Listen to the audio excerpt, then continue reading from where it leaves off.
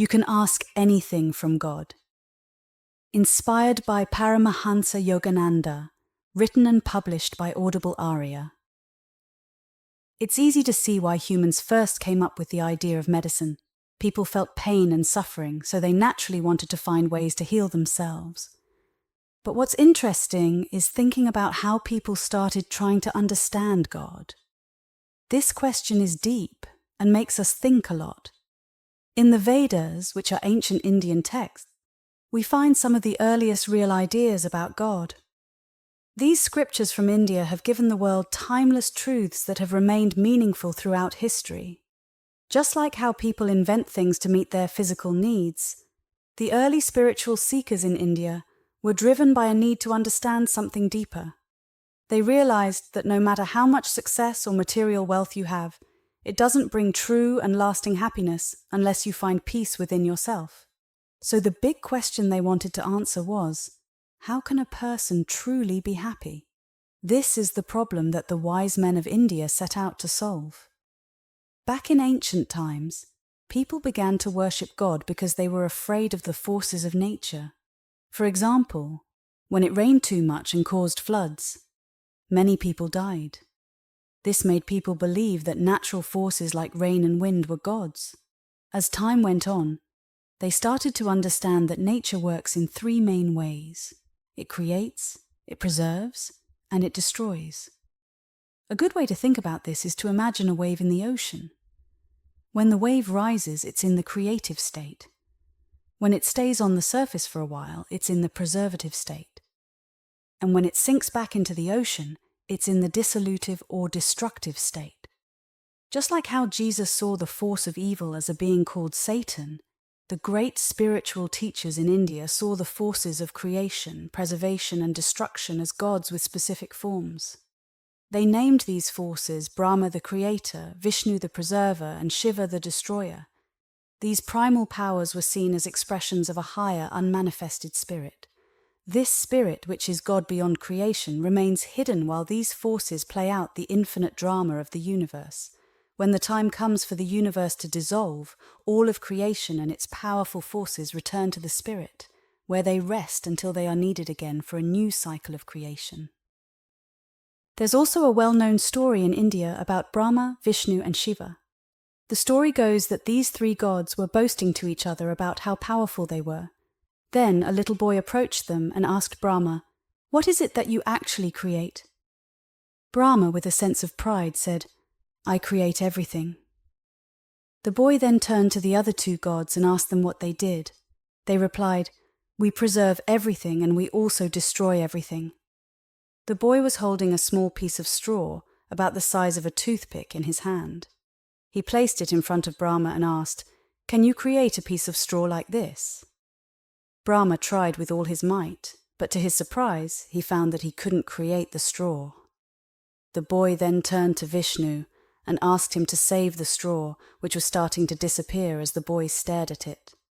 Vishnu tried hard to keep it from dissolving, but all his efforts failed. Finally, the boy produced the straw again and asked Shiva to destroy it. But no matter how hard Shiva tried, the tiny piece of straw remained whole and untouched. The boy then looked at Brahma again and asked, "Did you create me?" Brahma thought long and hard, but he couldn't remember ever creating this extraordinary child. Then suddenly, the boy disappeared. The three gods realized that they had been under an illusion and remembered that behind all their power, there was a greater power, God, the supreme cause. In the Western world, people came to understand the idea of God by observing the law of cause and effect. Humans can make things by taking materials from the earth and shaping them according to a plan. So, it made sense to believe that the entire universe must have been created from ideas. This led to the belief that everything must have started as an idea. And someone had to come up with that first idea or the grand cosmic plan. Through understanding cause and effect, intelligent people reasoned that there must be a supreme cause behind everything. Science has discovered that all matter is made up of invisible building blocks, electrons and protons, just like a house is made of bricks. But no one can explain why some electrons and protons become wood, while others become human bones, and so on. What intelligence guides them? This kind of questioning makes room for the idea of God, even in the theories of material scientists, who study the physical world. The wise sages of India believe that everything comes from God and eventually returns to God. Evidence of order and harmony is found everywhere in the universe. When the early Western thinkers looked at people, they saw that every human being is made up of both matter and mind. Because of this, they believed that there were two separate forces at work, nature and mind. But as they kept thinking, they started asking themselves deeper questions. They wondered why everything in nature is arranged in a specific way.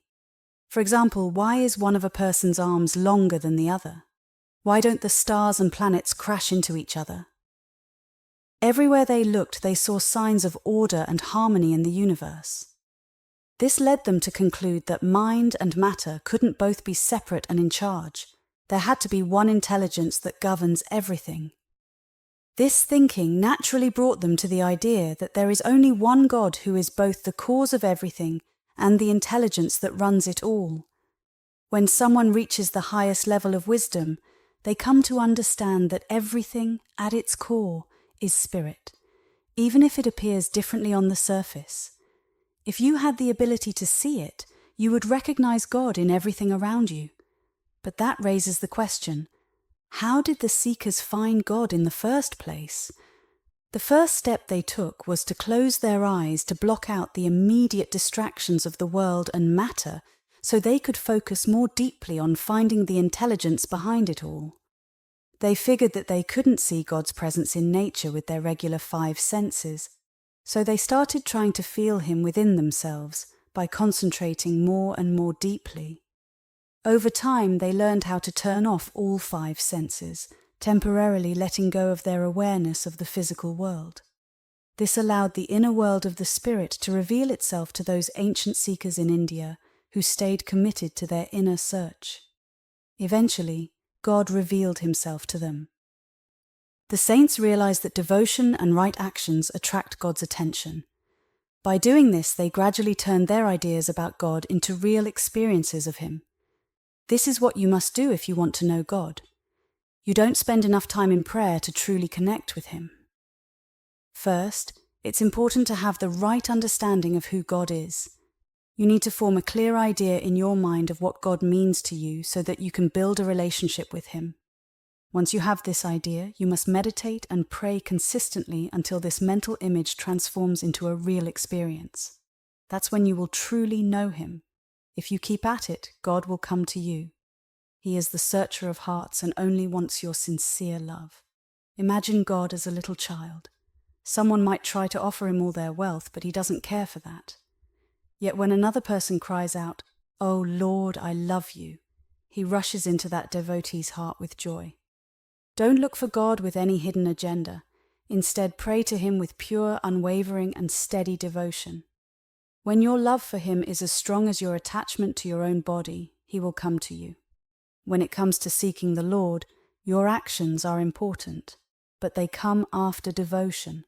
Some people say that God is power, so they focus on acting with power. When you are actively doing good deeds with the Lord always on your mind, you will begin to see Him in your actions.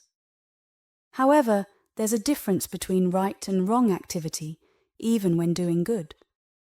For example, a passionate churchgoer might bring more and more people into the congregation, but if he's only doing it to boost his own ego, he won't please God through that activity. The first and most important desire in every heart should be to realize the presence of God within. When you persistently and selflessly perform every action with love and thoughts of God, He will come to you. You'll then realize that you are part of the vast ocean of life, and each individual life is like a tiny wave in that ocean. This is the way to know God through your actions.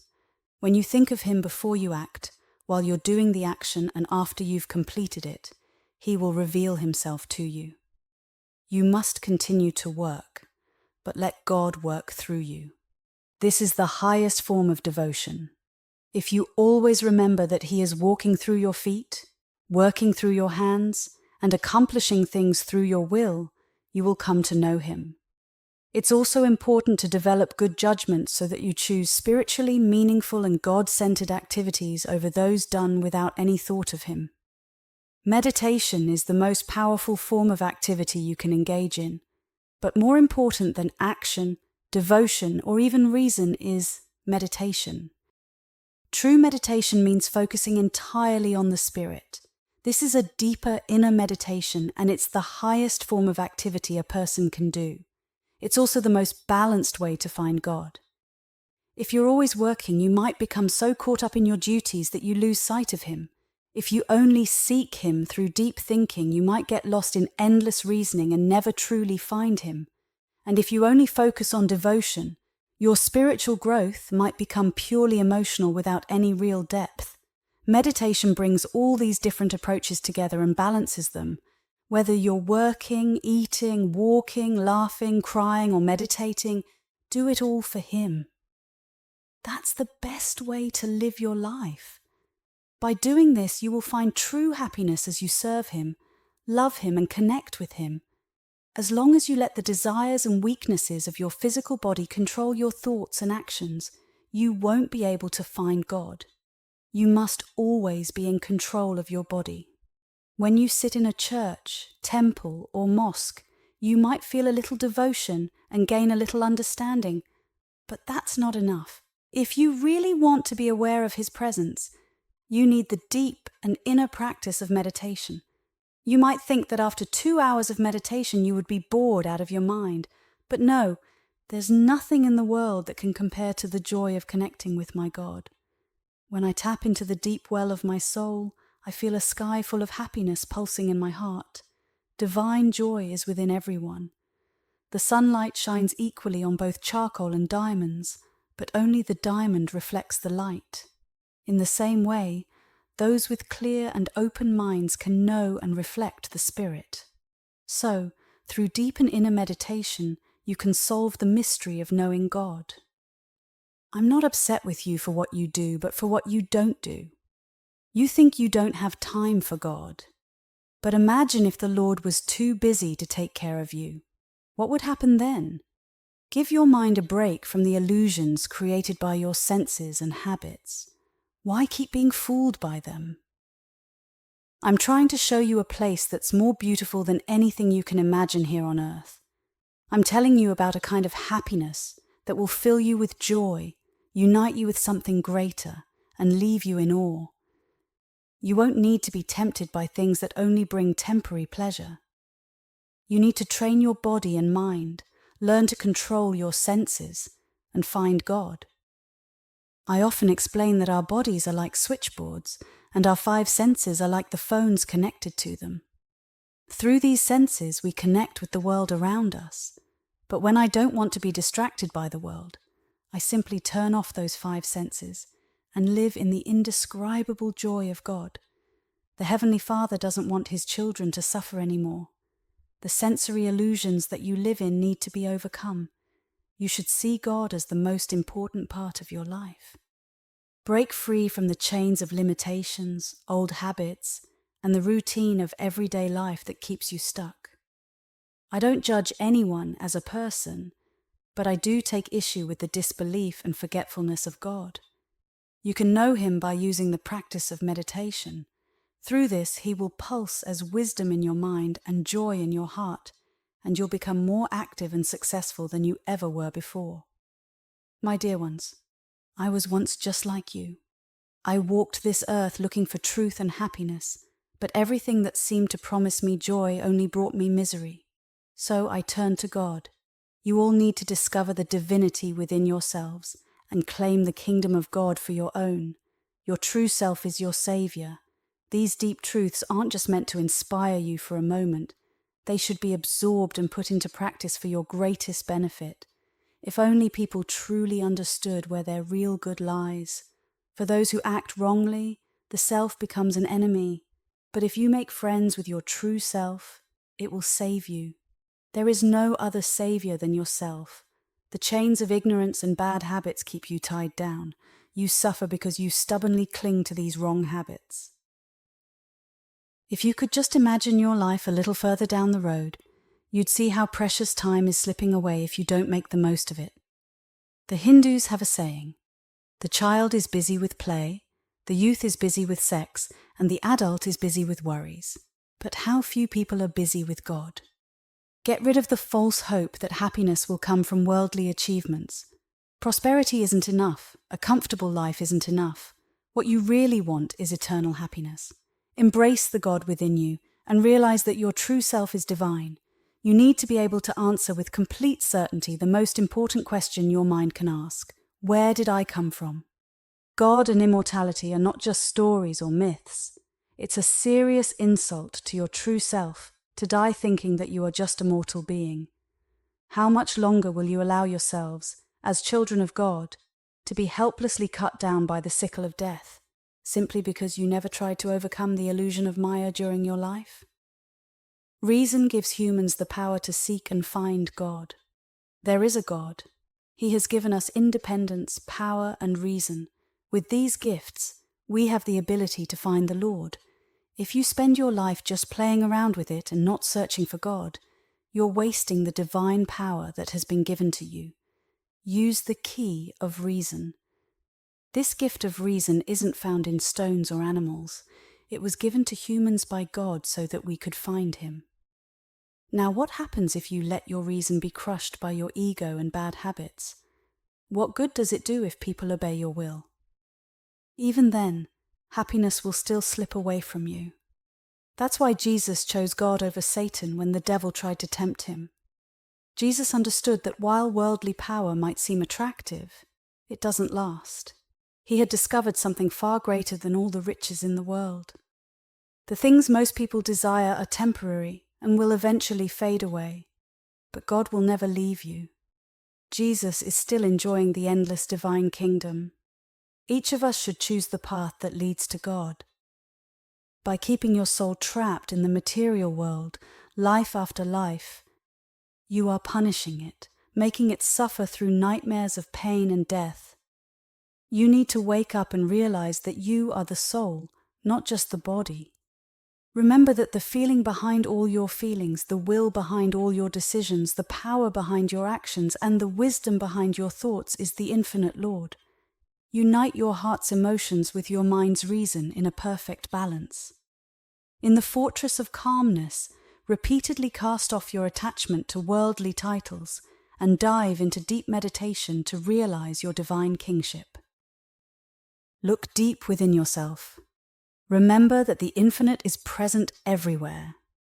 When you dive deep into superconsciousness, you can speed your mind through eternity.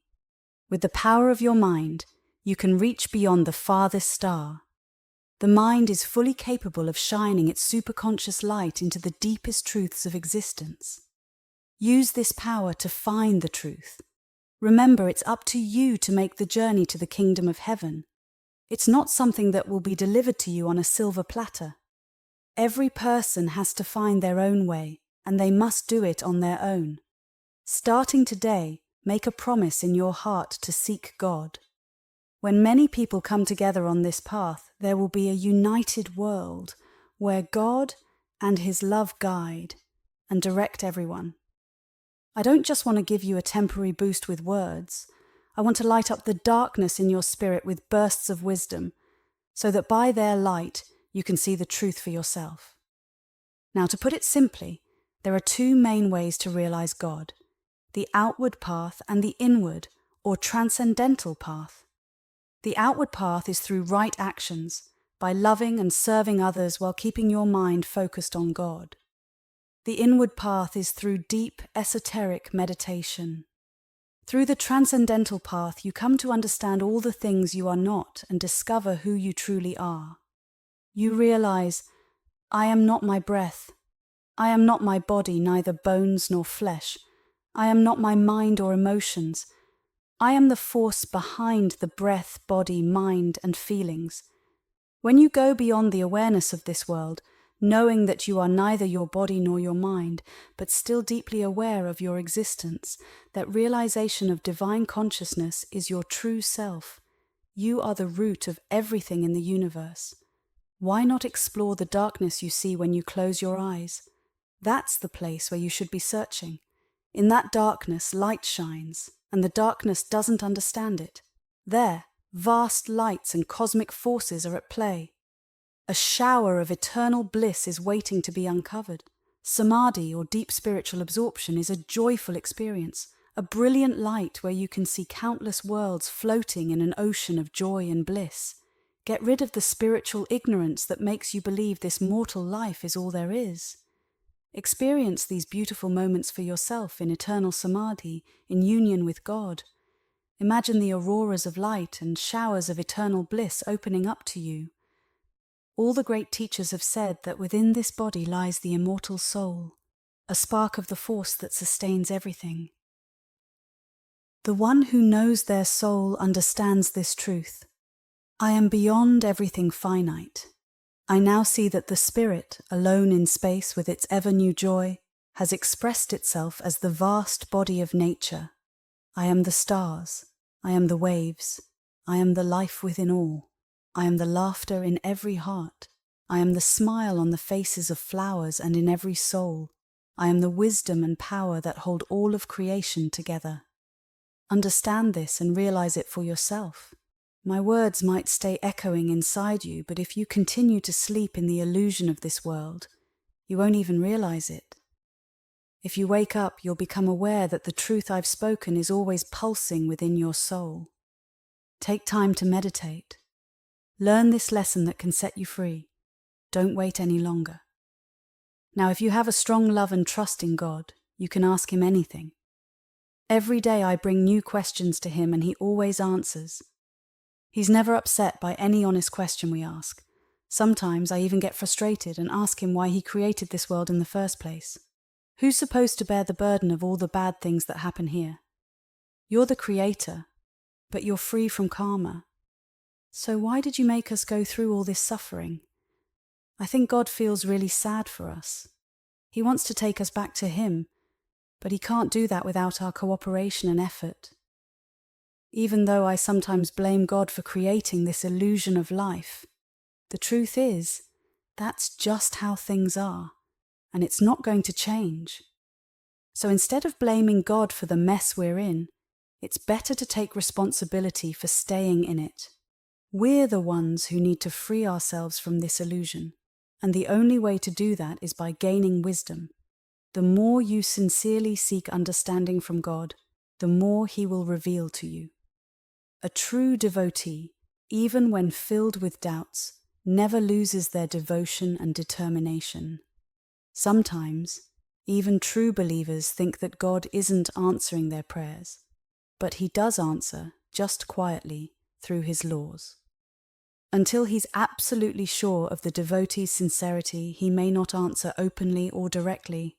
The Lord of all universes is so humble that He remains silent, not wanting to influence our free will to choose or reject Him. Once you truly know God, there's no way you won't love Him. Who could resist such love? But you have to prove your unconditional love for God to really know Him. You need to have faith and trust that even as you pray, He is listening to you. Then He will reveal Himself to you. He can't ignore your prayers when you genuinely seek Him. Our relationship with God isn't cold or distant, like that between a boss and an employee. We're His children, and He has to listen to us. There's no escaping the fact that we're His children. We're not just creations of His. We're a part of Him. He made us royalty, but we've chosen to live like slaves. He wants us to become princes and princesses again, to return to our true home. But no one who has given up their divine inheritance can get it back without effort. We're made in His image, but somehow we've forgotten that truth. We've fallen into the illusion that we're just mortal beings, and we need to cut through that illusion with the sword of wisdom. When we believe that the outward appearances of life are real, it shows that we lack true wisdom. But God has made us so deeply influenced by His Maya, the cosmic illusion, that it makes us see the world as real, even though it's just a play of light and shadows. This illusion is so strong that it's hard not to be affected by it. For example, when you're hungry, Maya makes you think you'll starve if you don't eat. But there are many people who have fasted for as long as 70 days and still survived. I've gone through long fasts myself, and after about 30 days, the feeling of hunger completely disappears.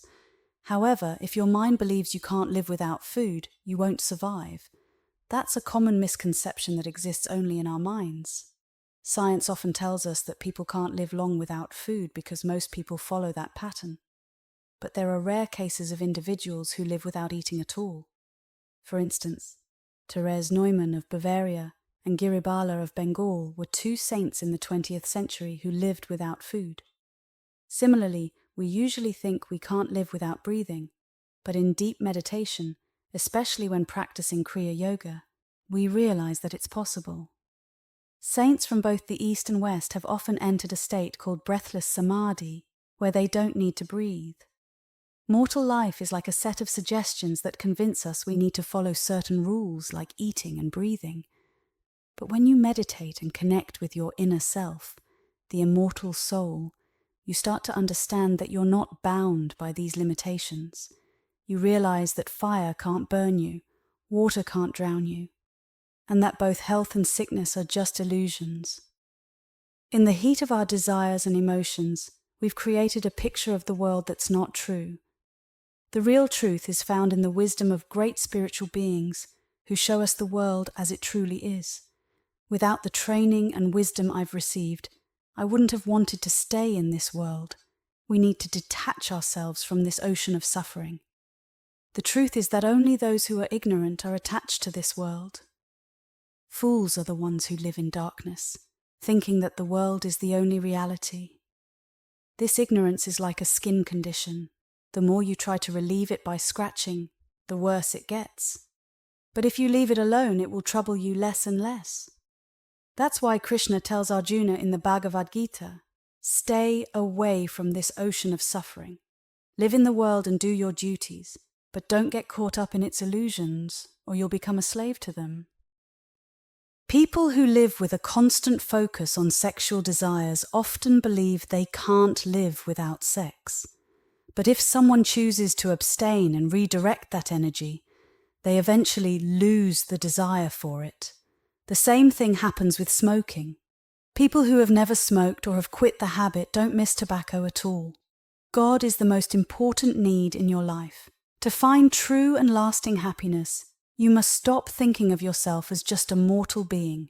You need to practice this truth every day.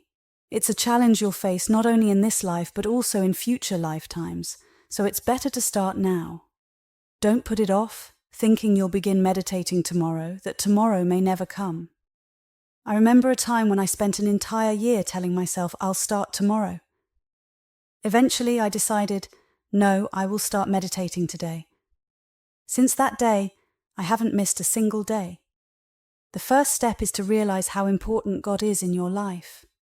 You need to understand deep within that God is the greatest necessity in your life.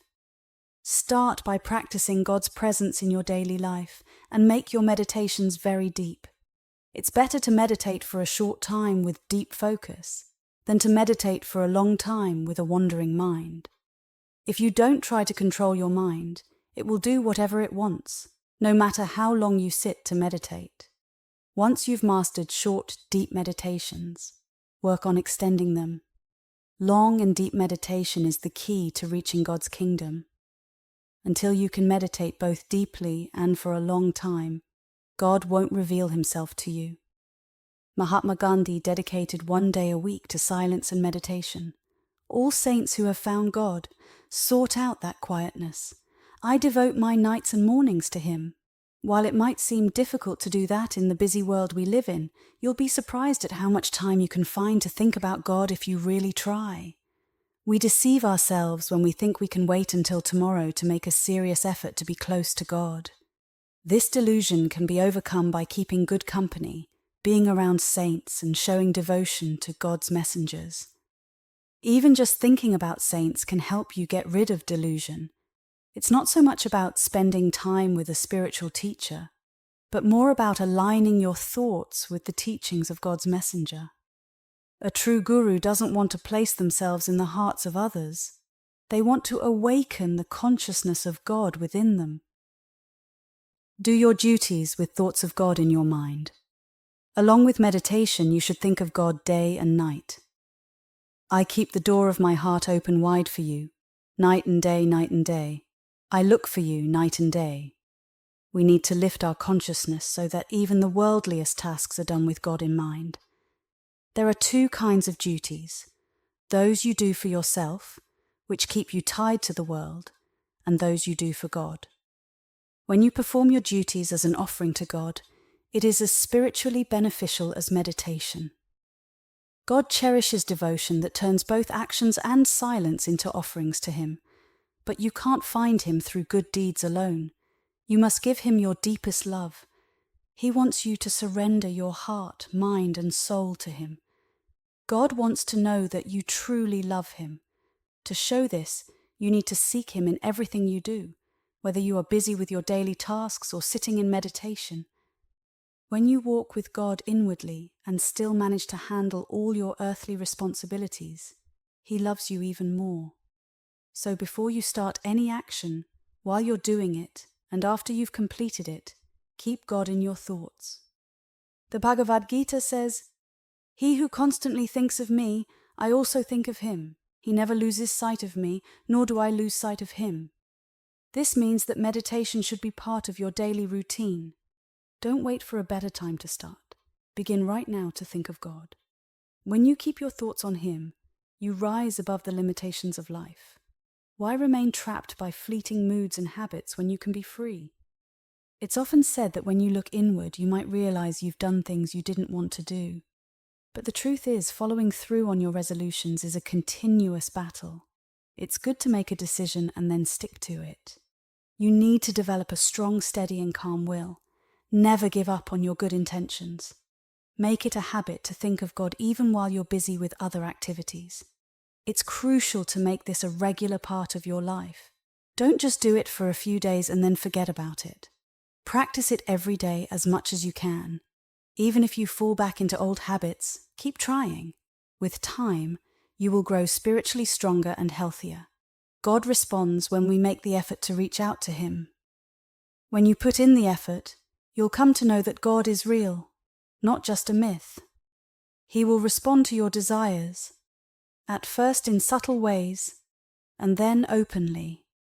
Your past mistakes don't matter as much as continuing to make those same mistakes. Continuing in them is the greatest harm you can do to yourself, because it robs you of true happiness. You have the power to either harm yourself or help yourself. It's up to you to keep away the ants of ignorance that cause you pain. If you don't choose to be happy, no one else can make you happy. Don't blame God for that, and if you choose to be happy, no one can make you unhappy. If God hadn't given us the freedom to use our own will, we might have a reason to blame Him when we're unhappy. But He did give us that freedom. It's up to us to make our lives what they are. You might wonder why things don't always turn out the way you want if you have free will. The reason is that your will has become weakened, along with your awareness of the divine powers within you. But if you strengthen your will through self-control and meditation, it becomes truly free. Once your will is free, you become the master of your destiny. However, if you find yourself living against your conscience day after day, you'll never experience true freedom. You must take the time to do what is good for your own well-being. The only person stopping you is yourself. You make yourself a prisoner of your own moods and habits. This is why you must train your will to be flexible and strong. Keep your will in check by doing the best things in life, thinking more about God, meditating more, practicing self-control, and so on. One powerful tool for your development is the habit of mentally whispering to God. You will notice a positive change in yourself that you will greatly appreciate. Think about how, when you really want to see a special show or buy something you've admired, your mind keeps thinking about how you can get it, no matter what else you're doing. Until you fulfill those strong desires, your mind doesn't rest. It constantly works towards achieving them. Your mind should be focused on God in the same way, night and day. Transform your small desires into one great desire for Him. Your mind should constantly whisper, night and day, Night and day, I seek you, night and day. The mind has an incredible power that many of us don't fully realize. When your mind and will are in harmony with the divine will, you don't need to physically do anything to bring about change in the world. The divine law will work on your behalf. In my own life, everything I've accomplished has come through this mental power aligned with God's will. When that divine energy is activated, whatever I deeply wish for has to come true. As Jesus said, if you tell a mountain to move and truly believe it in your heart, it will move. This means that the power of your belief, without doubt, can make the impossible happen. Don't discourage yourself by thinking you're a sinner and that God won't come to you. When you think like that, you weaken your own will. Sin is just a temporary mistake, and once it's done, it's over. It doesn't define you, but you shouldn't keep making the same mistakes. Don't accept bad karma as your destiny. Instead, deny it. Many people misunderstand karma, thinking it's an unchangeable fate, but you don't have to accept karma as something that controls your life. Imagine I tell you someone is standing behind you, ready to harm you because you once hurt them. If you just say, well, it's my karma, and wait for the blow, of course, you'll get hurt. But what if you try to calm the person down? By showing kindness, you might reduce their anger and prevent them from striking you. When you understand that you are a child of God, what karma could possibly bind you? God has no karma, and when you know you are His child, neither do you. Every day you should remind yourself, I am not just a mortal being. I am not just this body. I am a child of God. This practice helps you feel God's presence in your life.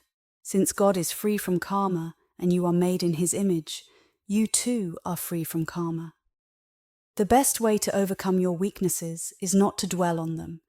If you focus too much on your flaws, you'll feel overwhelmed. Instead, bring in the light of God's presence, and you'll see that the darkness of your weaknesses was never really there. This idea has been one of the greatest inspirations in my life. Think of it like this. If light enters a cave that's been dark for thousands of years, the darkness disappears instantly. In the same way, when you bring God's light into your life, your faults and weaknesses vanish, and ignorance has no power over you. This is how we should live our lives, starting not tomorrow but right now. There's no excuse for not thinking of God every moment, whether you're working, relaxing, or doing everyday tasks. Instead of letting your mind wander to thoughts of money, desire, or fame, keep your thoughts on God. Whether you're washing dishes, working in an office, or taking care of the garden, say inwardly, Lord, show yourself to me. You are here in the sun, in the grass, in the water, in this room, and in my heart. When your heart fills with a deep love for God, you won't feel like you're missing out on anything. No matter what you have or don't have in this world, you'll feel that God's divine love fulfills you completely. Even the longing for human love, which often leads to pain when it fades or is lost through death, is transformed by God's love. Once you experience this divine love, you'll never be satisfied with anything less. In God, you'll find all the love your heart could ever need, and you'll feel complete. Everything the world gives you and then takes away, leaving you in pain or disappointment, you will find in God in a much greater way, without any sorrow or regret afterward. Every minute of life is precious. Life seems so real and solid, yet it's also fleeting. Today you are here, tomorrow you may be gone. I remind myself of this truth every day. One by one we all move on, others will come and we will go. But the body is just a garment we wear. How many times have you changed your clothes in this life? Yet changing your clothes doesn't change who you are. Similarly, when you leave this body at death, you don't change. You remain the same, a soul, a child of God. Reincarnation is simply changing the clothes of your mortal body, but your true self remains unchanged. You must focus on your real self, not on the body, which is just a temporary covering. Sometimes I think our senses are our biggest enemies because they trick us into believing we are something we're not. For example, when we feel cold, we think we are cold, and when we feel heat, we think we are hot. But if we could just deny these sensations in our minds, we wouldn't feel cold or hot at all. Now, the way to truly connect with God is through unconditional love. But remember, if you talk too much about these spiritual experiences, they might slip away from you. God is like a little child, innocent and pure. If you try to deceive him even a little, he will retreat. This is why it's so hard to grasp God. You must catch him in the net of your pure, unconditional love.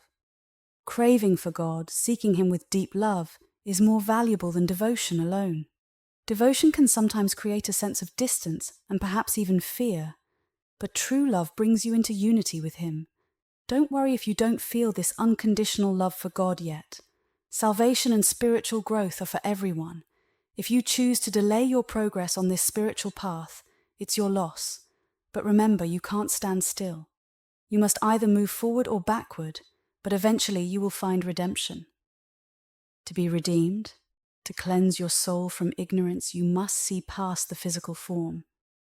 Just as you can't see a nugget of gold if it's covered in mud, you can't recognize your divine soul when it's hidden beneath the ignorance of the physical body. The human form is like mud covering your true self, and that's why you don't know who you really are. By meditating, you can wash away this mud, forget the body, and realize your true divine nature. How can you be anything less than perfect when you are a child of God? But to understand this, you must realize your inherent divinity. You must be very private about your love for God, and you should keep silent about his love for you. Don't boast about God being with you. Be like the great saints who constantly think inwardly about the beauty behind the flowers, the light behind the sun, the life that sparkles in all eyes, the heartbeat in every chest, the motion in every step, the work in every hand, the mind in every brain, and the love behind all loves. God is incredibly great and marvelous. To live in the awareness of his divine presence is to see this world, which is often ignorant of God, as a mere illusion, and to be free forever from its fears. You waste precious time every day. Every moment spent thinking of God is a moment well spent, and whatever you do with the desire to please God in your heart will last forever. God is the key to freedom from all misery. He is the true wealth and health you seek, the love you long for. Deep down, every desire you have is really a desire for God. Worldly desires are just a disguise for the soul's longing to reunite with God. Only God can truly satisfy all the desires of this life, and even those from past lives. I have found this to be true. Nothing compares to the experience of God, so search for him day and night. The experience you will have when you find him is beyond anything else. God is the ultimate goal you seek, and you can't truly live without him. Everything you desire will be found in him. He is playing hide and seek with his devotees, but eventually, when the game is over, he will reveal himself to you. He will say, "I hid from you for so long, not to make you suffer, but to make our reunion bright and beautiful. After your long search across many lifetimes, you have finally found me, and I joyfully welcome you home.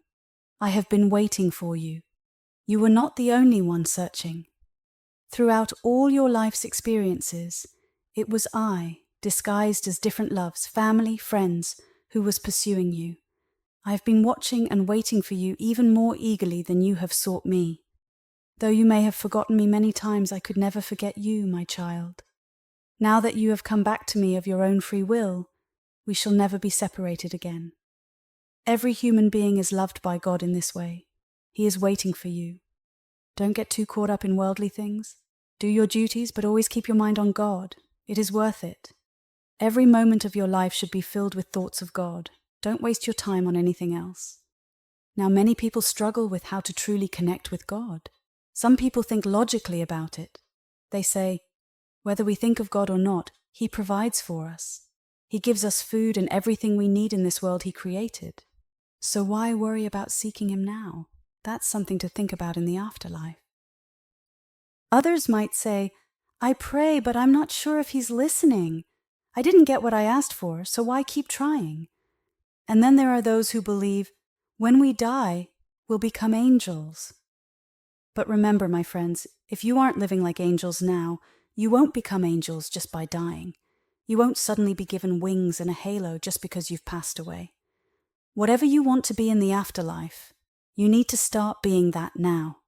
You need to work on it today.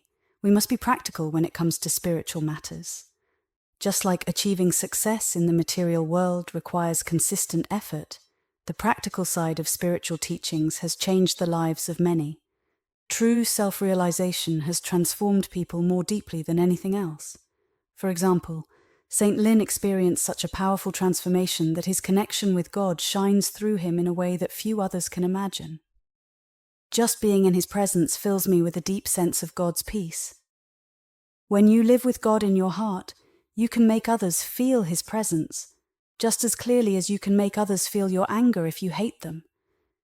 You must use your power to be an instrument of God. Sincerity is like a clear diamond through which God's light shines in our lives. But with so many religions, each claiming to be the path to heaven, how do you know how to approach God? You may have already tried different paths, but do you truly feel like you're closer to heaven? Your own experience of truth, not blind belief in dogma, must be the guiding force in your spiritual journey. I don't want to keep anyone attached to me because of my personality. If I do, when death comes and severs that connection, the bond between us will be broken, and those relationships will fade away with time. My purpose here is to serve souls, and the only way I'll do that is through love. I won't use flattery or empty praise. Anyone who sincerely practices the teachings I share will stay connected with me through their own self-discovery. It's important that you open your eyes and see the truth for yourself. Don't follow dogma or be misled by fake religious leaders. Be open-minded and respectful of all religions. Love them in your heart, but stay true to the path that God has led you to. Don't just take my word for it or anyone else's. Ask God directly, and He will guide you. Pray to Him saying, "Heavenly Father, please help me not to be deceived." If you are sincere, you will find that He will lead you, and you will discover the truth of my words through your own experience. Now let's talk about a famous event that highlights how we often misuse our intellect. There was a well-known trial in Tennessee where a school teacher started teaching his students about Charles Darwin's theory of evolution. This sparked a huge debate about whether humans were created by God or evolved from apes. One side argued, "Even if we came from monkeys, look how far we've come. That's a good thing." The other side responded, "We refuse to believe that our ancestors hung from trees by their tails." While this trial was going on, it's said that the chief monkey, along with his delegates, went to heaven to see God. The monkey addressed God, saying, "Your Majesty, we are here to protest. Humans have engaged in all sorts of evils, lying, cheating, adultery, murder, and wars. Now there's a group of them trying to claim that we are related to them. We find this insulting. We may not always have reasons to be proud of ourselves as humans, but we shouldn't let our mistakes discourage us either. There is always something positive to learn from every experience, even from our failures. Keep looking for the good in every situation, and no matter what happens, keep your focus on God. If you believe someone who tells you that you can get to heaven without putting in any effort, you will be deeply disappointed. You need to understand the methods for finding God and pleasing Him. These methods include prayer, affirmation, living a moral life, concentration, and meditation. The Kriya Yoga path that I am offering is a science that includes all these practices. Imagine if scientists only prayed for inventions without actually working on them. Would they achieve anything? Of course not. They have to apply God's laws. So how can attending a church or temple bring you closer to God if you only engage in blind prayer or rituals? You should go to church or temple not for socializing, not for the music or the sermons, but to seek God and for your own spiritual growth, which will lead you to God consciousness. I'm not trying to lure or hold anyone here with false promises. If you come here seeking God, and if you stick to the teachings, you receive and practice them faithfully, then you will find the truth through your own self-realization. Jesus taught that the most important commandment is to love God with all your heart, soul, mind, and strength. This means dedicating every part of yourself to loving God completely. St. Paul, one of Christ's apostles, summed up this teaching by saying, "Pray without ceasing," which means staying connected with God at all times. Buddha shared a similar message, teaching that we should constantly meditate on God. Bhagavan Krishna told Arjuna in the Bhagavad Gita that those who keep their minds firmly focused on God through the practice of yoga will reach the Supreme Lord. Zoroaster and other prophets from different religions all taught the same truth. Now, how do we know that God exists? The proof of God's existence doesn't come from books or from what others say. It's something you must discover within yourself. If you sit quietly and pray, but nothing happens, it means you haven't truly connected with God. Prayers that are blind or selfishly motivated don't work. For example, if you pray for hours each day asking to become as rich as Henry Ford, that prayer likely won't be answered. But if you pray to God saying, "I am your child, made in your image, help me become one with you," that prayer will be fulfilled. Think of it like the relationship between a wave and the ocean. The wave can't say, "I am the ocean," because the ocean can exist without the wave. But the ocean can say, "I am the wave," because the wave can't exist without the ocean. It's a mistake to say, "I am God." Instead, you should strive to realize through your own experience that you are one with Him and can work through His power. Only when you can feel your consciousness in every atom, in all of space and beyond creation, can you truly say, "God and I are one," but not before. When you re-establish your lost relationship with God, you will have everything you need. Think about Jesus. Wasn't He richer than Henry Ford? He had everything because He was one with the Father. Jesus saw the entire universe as His home, and His consciousness was everywhere. That's why He said, "The Son of Man has no place to lay His head." Jesus demonstrated His oneness with God. He even said, "Do you not think that I could call on my Father, and He would send more than 12 legions of angels to help me?" Yet, He didn't use His power to destroy those who were crucifying Him. That's where His godlike qualities shone through, showing that God doesn't punish us for our wrongs. We punish ourselves by facing the consequences of our actions. When Jesus prayed, "Father, forgive them, for they know not what they do," He showed His humility and His refusal to use His great power to harm others. In doing so, He represented God's true nature. So how can we come to know God? The first step is to follow the moral principles that are common to all true religions. These include the "thou shalt nots." Don't steal, don't lie, don't kill, don't commit adultery, and don't do anything evil. Each of these rules has a purpose, and understanding why they exist is important. For example, if you misuse the power of sex, forgetting its divine purpose to create life, you can lose energy and harm both your physical and mental health. The next step is to follow positive rules. Be kind, be sincere, be truthful, love others, practice introspection, and exercise self-control.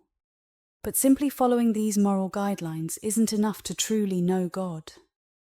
After you've adopted the right way of living, you need to learn how to quiet your body and mind, and this begins with correct posture. Always sit upright with your spine straight. This is especially important for meditation. Gaining control over physical restlessness leads to great mental power. The next step is to withdraw your life force from your body so that your attention can focus inward on God. You can't connect with God through emotional outbursts or physical effort. When you turn off the life force from your muscles and senses, your sensations can no longer disturb your inner concentration, allowing you to truly commune with God. Why do we feel such deep peace when we're completely still, both physically and mentally? And where does the peace we experience during sleep come from? Something can't just appear out of nowhere, so there must be a source. The answer is that God is the source of the peace we feel during sleep. When our muscles and senses relax during sleep, the peace we experience comes from God. That's why spiritual teachers tell us to practice pranayama, which are techniques to control the life force in our bodies. Pranayama works much faster than simple prayer or other methods because it helps us quickly detach from the distractions of our senses. By practicing self-realization techniques, you can consciously experience God in this lifetime. Meditation, which only becomes possible after achieving a deep inward focus, allows you to consciously experience the same divine peace and joy you feel subconsciously during sleep. The masters teach that by turning off the 5 senses, sight, smell, taste, touch, and sound, through pranayama, you can bring this consciousness into your awareness whenever you want, and with much greater intensity. Just like how every mental state affects your physical state, and every physical state affects your mental state, practicing pranayama to achieve self-realization is supported by eating right, thinking right, behaving right, and doing the right exercises to keep your body healthy and well oxygenated. After you practice pranayama successfully, your consciousness turns inward. This inward focus is the 5th step in the process. You'll find that your mind becomes fully alert and concentrated inwardly, ready to experience the divine peace and presence of God in deep concentration and meditation. The 6th and 7th steps are when you can block out all distractions and reach the altar of God within yourself. This is where the real test lies. No matter what spiritual path you follow, you will eventually have to follow these steps to reconnect with God. I can keep my mind fully focused on anything I choose. When you learn to shut out restless thoughts at will and place your full attention on God, that's when true divine communion begins. If you can't do this, you haven't truly connected with God yet. People who love God are always thinking of Him. If you love Him deeply enough, you don't need to escape from the world. You can fulfill all your responsibilities and still keep your mind on Him. Just like a pianist always thinks about music, a lover of God always has thoughts of Him. A divine joy nourishes the brain, the heart, and the soul. That joy is God. He is a source of ever new joy.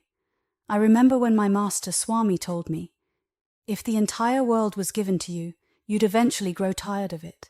No power or miracle can compare to the joy that is God.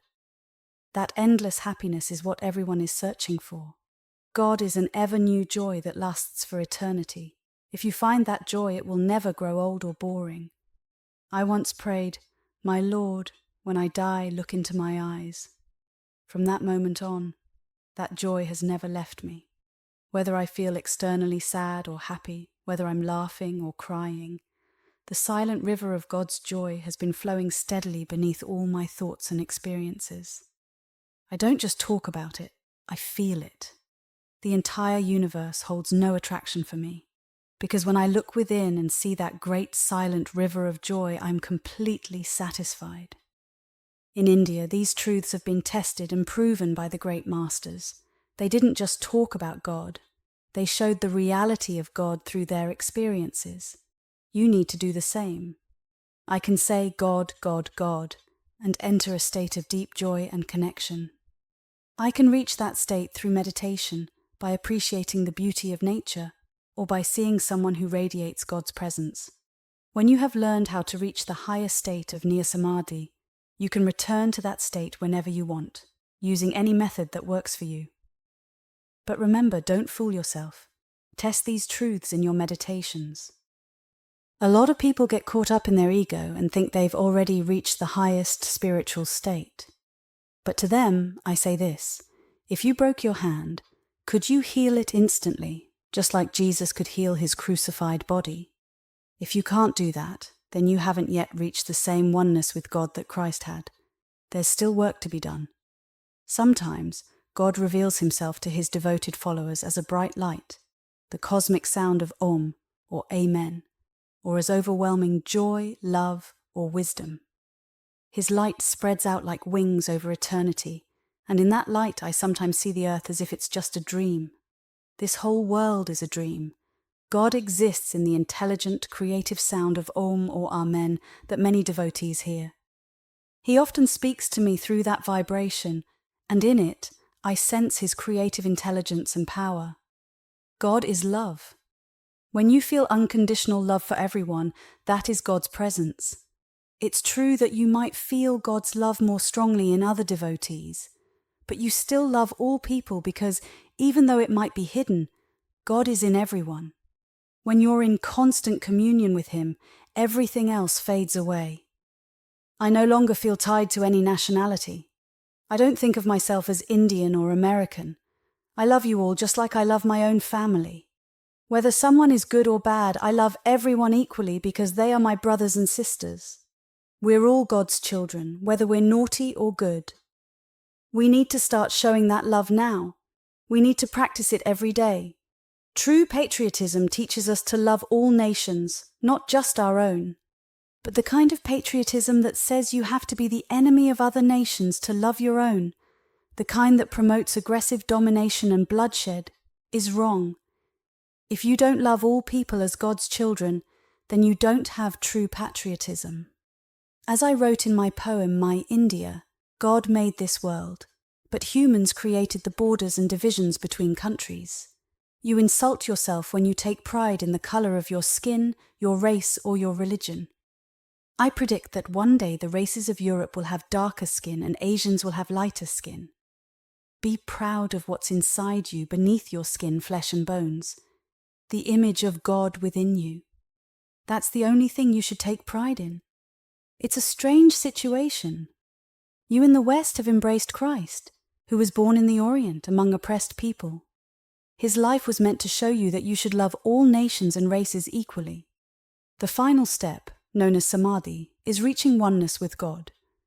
This oneness can be experienced as divine light, the cosmic sound of Om, pure joy, love, or wisdom. But it's not just about feeling one with God. It's about expanding that oneness beyond the limits of your physical body until it reaches the very edges of eternity. If you have reached this state of union with God, I deeply respect you. I honor anyone who has fully realized God, and so do all other souls who have felt God's presence. Stay true to what you have learned and commit yourself fully to it. If you don't, you'll never experience the incredible blessings that come from this spiritual path. Imagine trying to get somewhere by constantly switching between 5 different cars, each going in a different direction. You wouldn't get anywhere, would you? The same goes for your spiritual journey. Pick one method that you truly believe in and stick with it. You have to experience God for yourself. God is the only true friend whose love is unconditional and eternal. Before you were even born, when no one else was around, he was there with you. And when your earthly friends lay you to rest, he will still be with you. Every night, when you sit down to meditate, pray to God with all your heart. Cry out to him with the same intensity you would cry out to your mother or father. Where are you? You created me. You gave me the intelligence to seek you. I see you in the flowers, the moon, and the stars. Why must you remain hidden? Come to me. You must, you must. Pour all the focus of your mind and all the love in your heart into this prayer. Tear through the silence again and again with your longing for God. Just like churning milk eventually brings out the hidden butter, if you churn the ether with your devotion, it will bring you to God. Thank you for listening.